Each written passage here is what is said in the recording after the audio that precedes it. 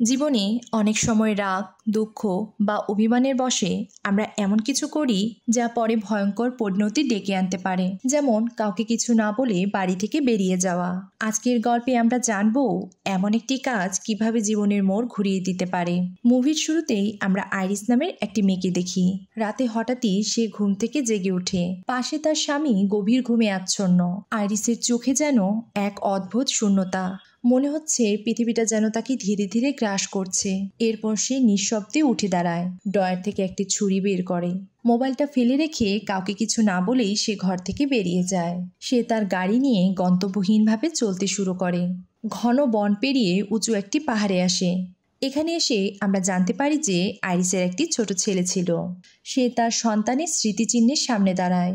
আসলে এই পাহাড় থেকে পড়েই কিছুদিন আগে তার ছেলের মৃত্যু হয়েছিল। এ কারণেই আইরিস আজকাল প্রায়ই খুব দুঃখী থাকে এবং সে তার ছেলের মৃত্যুর জন্য নিজেকেই দায়ী মনে করে। এখন সে এই পৃথিবী ছেড়ে ছেলের কাছে যেতে চায়, তাই সে আত্মহত্যার পরিকল্পনা করে। এবার সে একেবারে পাহাড়ের কিনারায় এসে দাঁড়ায়। আর ঠিক তখনই রিচার্ড নামের একটি লোক সেখানে উপস্থিত হয় এবং আইরিসের অবস্থা দেখে সে বুঝতে পারে সে আত্মহত্যা করতে যাচ্ছে। তাই সে আইরিসকে থামাতে তার সাথে কথা বলতে শুরু করে। আমি জানি না তুমি এমন কেন করতে চাচ্ছ, কিন্তু আমি বুঝি হয়তো এমন কোনো কথা তুমি তোমার মাঝে রেখেছ যা তোমাকে কষ্ট দিচ্ছে। আইরিস ধীরে ধীরে নিজের কষ্টের কথা বলতে শুরু করে। রিচার্ড শান্তভাবে তাকে বলে, ভাঙা মানেই শেষ নয়, ভাঙা মানেই নতুন কিছু শুরু হওয়ার সম্ভাবনা। জীবন নিজেই একটা অদ্ভুত গল্প। এর প্রতিটা অধ্যায় আমাদের কাঁদায়, হাসায় আর শেষে শিক্ষা দেয়। তবে এই গল্প থামানো যায় না। তুমি যদি থেমে যাও গল্পটা অপূর্ণই থেকে যাবে। এই কথাগুলো যেন আইরিসের হৃদয়ের গভীরে স্পর্শ করে। এ কারণেই আইরিস তার মন পরিবর্তন করে এবং সেখান থেকে ফিরে আসতে শুরু করে। সে অনেকক্ষণ রিচার্ডের সাথে কথা বলে এবং তারা দুজনেই হাঁটতে হাঁটতে তাদের গাড়ির কাছাকাছি চলে আসে। এরপর তারা একে অপরের কাছ থেকে বিদায় নেয়। রিচার্ড কিছু একটা বলার অজুহাতে গাড়ি থেকে নেমে আসে। তার হাতে ছিল একটি ইলেকট্রিক ছাতা, যা দিয়ে সে আইরিসের পেটে আঘাত করে এবং তাকে প্রচণ্ড ইলেকট্রিক শক দেয়। আইরিস চোখের পলকে মাটিতে লুটিয়ে পড়ে। এরপর রিচার্ড তার হাত পা বেঁধে তাকে গাড়িতে তুলে নেয় এবং তাকে সাথে নিয়ে যেতে শুরু করে, কারণ সে একজন মানসিক ভারসাম্যহীন খুনি। যাই হোক, কিছুক্ষণ পর আইরিস যখন জ্ঞান ফিরে পায়, চোখ খুলতেই আইরিস দেখল তার হাত পা শক্ত করে বাঁধা। তাকে কোথাও নিয়ে যাওয়া হচ্ছে। রিচার্ড ঠান্ডা গলায় বলে উঠল, তোমার কোনো চিৎকার চেঁচামেচি করার দরকার নেই, এখানে কেউ শুনবে না। আইরিস লুকিয়ে তার নিজের স্মার্ট ওয়াচ থেকে কল করার চেষ্টা করে, কিন্তু রিচার্ড সেটা দেখে ফেলে। নেটওয়ার্ক? এখানে নেটওয়ার্ক নেই, তোমার এই বুদ্ধি কাজে আসবে না। আইরিস এবার তার পকেট চেক করে। সেখানে সে একটি ছোট ছুরি খুঁজে পায়। ছুরির সাহায্যে সে তার হাতের বাঁধনটি কাটার চেষ্টা করে এবং রিচার্ডের সাথে কথা বলতে থাকে। এদিকে রিচার্ডের সাথে কথা বলে তাকে বিভ্রান্ত করার চেষ্টা করে। অবশেষে বাঁধন কেটে রিচার্ডকে আক্রমণ করতে শুরু করে। হঠাৎ আঘাতে রিচার্ড তার গাড়ির নিয়ন্ত্রণ হারিয়ে ফেলে। তাদের গাড়ি একটি গাছের সাথে জোরে ধাক্কা খায় এবং দুজনই বাড়ি ছিটকে পড়ে। আইরিস আহত হলেও হাল ছাড়ে না। তাড়াতাড়ি নিজের পায়ের বাঁধন খুলতে থাকে, কিন্তু রিচার্ড তার সামনেই এসে দাঁড়ায়। এবার সে মুচকি হেসে বলে, এমন কিছু হতে পারে তা আমি আগেই জানতাম। তাই তোমার শরীরে একটা ইনজেকশন দিয়েছি, যা ধীরে ধীরে তোমার শরীরকে অবশ করে দেবে। তোমার কাছে আর মাত্র 20 মিনিট আছে, যদি পারো পালাও। সব শুনে আইরিস ভীত হলেও নিজের সব শক্তি সঞ্চয়ের পর সে জঙ্গলের ভেতর দিয়ে দৌড়াতে শুরু করে। কিন্তু কিছুক্ষণ পরই বুঝতে পারে তার হাত পা আস্তে আস্তে কাজ করা বন্ধ করে দিচ্ছে। প্রথমে ডান পা, তারপর বাম পা। শেষে সে আর দাঁড়াতে পারছিল না, হামাগুড়ি দিয়ে এগোতে থাকে। রিচার্ড তার পেছনে আসছে আর সময় ফুরিয়ে আসছিল। একসময় একটি গাছের কোটরে নিজেকে লুকিয়ে রাখে। রিচার্ড চারপাশে খুঁজতে থাকে, কিন্তু তাকে খুঁজে পায় না। এদিকে কোটরের ভেতর পোকামাকড়ের কামড় সহ্য করতে না পেরে আইরিস চিৎকার করে ওঠে। আইরিস নিজের সর্বশেষ শক্তি দিয়ে নদীতে ঝাঁপ দেয়, আর সেই চিৎকারে রিচার্ড আবারও তার পিছু নেয়। কিন্তু নদীর স্রোত তাকে ভাসিয়ে নিয়ে যেতে থাকে। কিছুটা দূরে গিয়ে অনেক কষ্টে সে নদীর পাড়ে উঠে আসে, আর তখনই সে বুঝতে পারে তার সম্পূর্ণ শরীর অবশ হয়ে যাচ্ছে। তার পা কাজ করছে না, হাত নড়ছে না, কেবল চোখের পাতাগুলোই সামান্য নড়ছে। কিছুক্ষণ পরই একজন বয়স্ক লোক তাকে খুঁজে পায়। সে তার লনের ঘাস কাটতে সেখানে এসেছিল। আইরিসকে এভাবে শুয়ে থাকতে দেখে তিনি তার সাথে কথা বলার চেষ্টা করেন, কিন্তু আইরিস কথা বলার মতো অবস্থায় ছিল না। বয়স্ক লোকটি তা বুঝতে পারেন এবং তাকে জিজ্ঞেস করেন সে তার কথা শুনতে পাচ্ছে কিনা। আইরিস তাকে তার চোখের ইশারায় হ্যাঁ সূচক জবাব দেয়।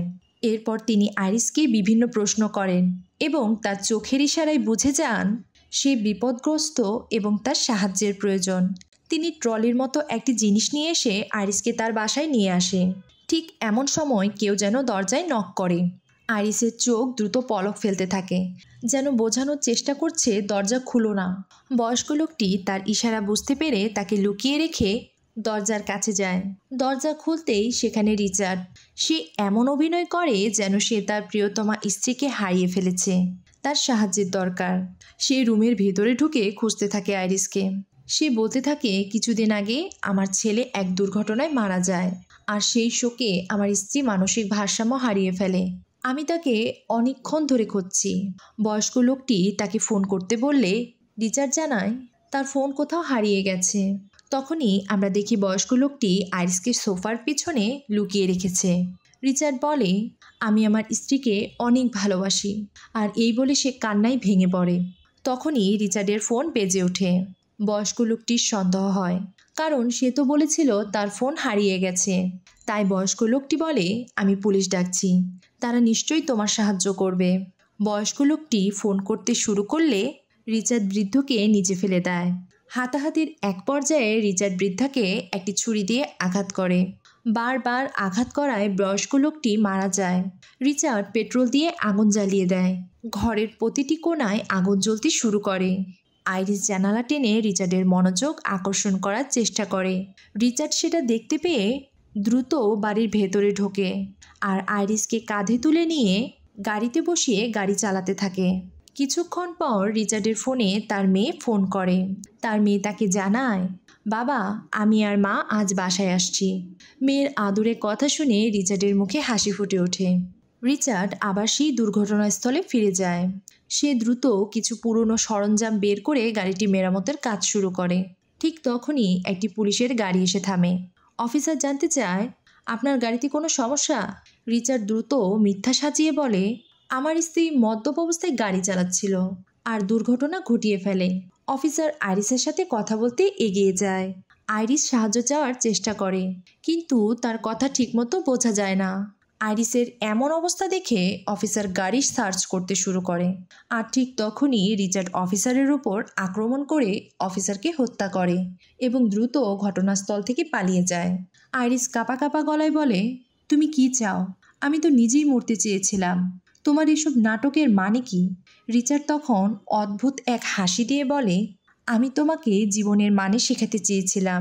বাঁচার ইচ্ছা জাগিয়ে তারপর তোমার সেই ইচ্ছেকে ভেঙে দিতে চেয়েছি, আর আমি সেটাই পছন্দ করি। আইরিস বিস্ময়ে তাকিয়ে থাকে। তার চোখের কোণে জমে থাকা কান্না হঠাৎই ঝরে পড়ে। সে বলে, তুমি জানো, আমি আমার ছেলেকে হারিয়েছি। আমার বেঁচে থাকার কোনো কারণ নেই, কিন্তু তুমি কেন?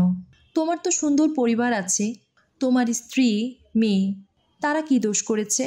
রিচার্ড কিছুক্ষণ চুপ করে থাকে, কিন্তু আবেগপ্রবণ না হয়ে আইরিসকে একটি হ্রদের পাশে নিয়ে এসে বলে, এটাই আমাদের শেষ গন্তব্য। আইরিস গাড়িতে থাকা ইঞ্জেকশনটি দিয়ে রিচার্ডের উপর হামলা করে, কিন্তু সে কোনোভাবেই তা প্রেস করতে পারে না। রিচার্ডের কিছুই হয় না।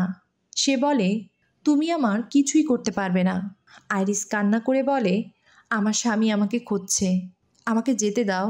এবার রিচার্ড তাকে টেনে নিয়ে একটি নৌকায় উঠায়। নৌকায় চেপে নদীর মাঝখানে রিচার্ড আইরিসকে আরও শক্ত করে বাঁধে। হঠাৎ আইরিস কাঁদতে কাঁদতে বলে, আমার একটা শেষ ইচ্ছে আছে। আমার ছেলের ছবি আমার পকেটে আছে, একবার সেটা আমাকে দেখতে দাও প্লিজ। রিচার্ড কিছুক্ষণ ভেবে বলে, আচ্ছা, শুধু এটুকুই করার সুযোগ দিচ্ছি। সে যখন আইরিসের কাছে আসে তখন আইরিস তার ছুরিটা দিয়ে রিচার্ডের গলায় হামলা করে। রিচার্ড নিজের নিয়ন্ত্রণ হারিয়ে জলে পড়ে যায়। রিচার্ড আবারও উপরে ওঠার চেষ্টা করলে আইরিস তাকে তারই বন্দুক দিয়ে গুলি করে। রিচার্ড তো জলে পড়ে যায়, কিন্তু বিপদ এখনও কাটেনি। গুলি লাগার জন্য নৌকা ডুবতে শুরু করে। আইরিস ডুবতে থাকে, কিন্তু কিছুক্ষণ পরেই সে ভেসে ওঠে। কোনো মতে সে উপরে উঠে গভীর শ্বাস নেয় এবং বুঝতে পারে তার জীবনে আবারও বাঁচার ইচ্ছা ফিরে এসেছে। তারপর সে রিচার্ডের দিকে তাকায়। সে এখনও বাঁচার চেষ্টা করছে, কিন্তু গুলি লাগার জন্য তার অবস্থা ভালো ছিল না। এখানে রিচার্ড তার কাছে সাহায্য চায়। আইরিস তাকে সাহায্য করতে পারত, কিন্তু সে সেটা না করে তাকে যন্ত্রণায় রেখে সেখান থেকে চলে যায়। গল্পটি ভালো লাগলে সাবস্ক্রাইব করে চ্যানেলটিকে বেড়ে উঠতে সাহায্য করুন, কারণ আপনাদের ভালোবাসা আমাদের জন্য অমূল্য।